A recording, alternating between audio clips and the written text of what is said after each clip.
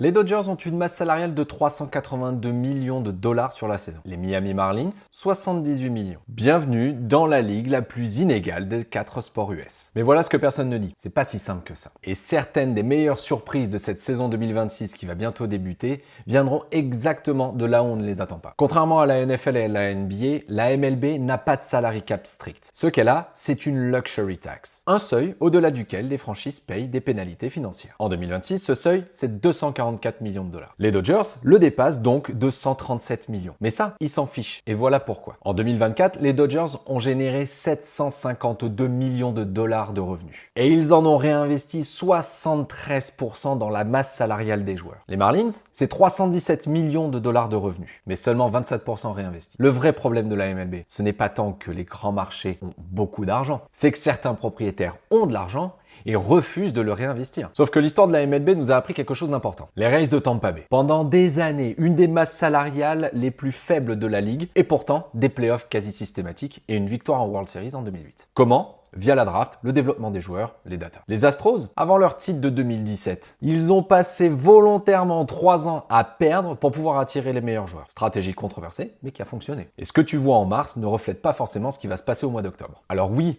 les Dodgers, les Mets et les Yankees partent comme favoris. Leur profondeur de roster est incomparable. La saison régulière de la MLB débute le 20 mars prochain. 382 millions contre 78 millions. Sur le papier, c'est déjà plié. Sur le terrain, c'est pour ça qu'on joue les matchs. Quelle franchise va te surprendre cette saison? Dis-le moi en commentaire.